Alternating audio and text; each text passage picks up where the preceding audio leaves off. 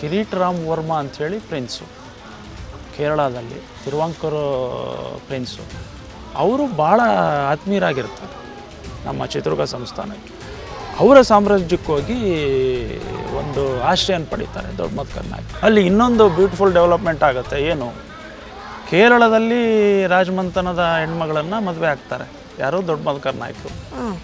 ಮತ್ತು ಅವಾಗ ಆಲ್ಮೋಸ್ಟ್ ಆಲು ನನ್ನ ಪ್ರಕಾರ ಒಂದು 43-45 ಆಸ್ಪಾಸ್ನಲ್ಲಿ ಏಜ್ ಇರ್ಬೋದು ದೊಡ್ಡ ಮದ್ಕರ್ ನಾಯಕರಿಗೆ.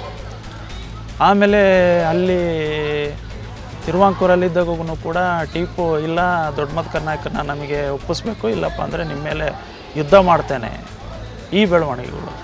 ಕಿರೀಟ್ ರಾಮ್ ವರ್ಮರ್ ಏನು ಮಾಡ್ತಾರೆ, ನಾನೇ ಸ್ವತಃ ಎದುರುಗೊಂಡು ಟಿಪ್ಪು ಅವರನ್ನು ಹಿಮ್ಮೆಟ್ಟಿಸ್ತೀನಿ ಅಂತೇಳಿ ಡಿಸೈಡ್ ಮಾಡ್ತಾರೆ. ಅವರು ಯಾವುದೇ ಕಾರಣಕ್ಕೂ ಸೋಲಲ್ಲ ಟಿಪ್ಪು ಬೆದರಿಕೆಗಳಿಗೆ. ಸೊ ನೀವು ಬರೋದು ಬೇಕಿಲ್ಲ, ನಮಗೆ ಒಂದು ಸೇನೆಯನ್ನು ಕೊಡಿ, ನಾನು ಅವರನ್ನು ಹಿಮ್ಮೆಟ್ಟಿಸ್ತೀನಿ ಅಂತೇಳಿ ಸ್ವತಃ ದೊಡ್ಡ ಮದ್ಕರ್ ನಾಯಕನೇ ಮತ್ತೆ ಯುದ್ಧ ಮಾಡಿ ಟಿಪ್ಪುನ ಹಿಮ್ಮೆಟ್ಟಿಸ್ತಾರೆ.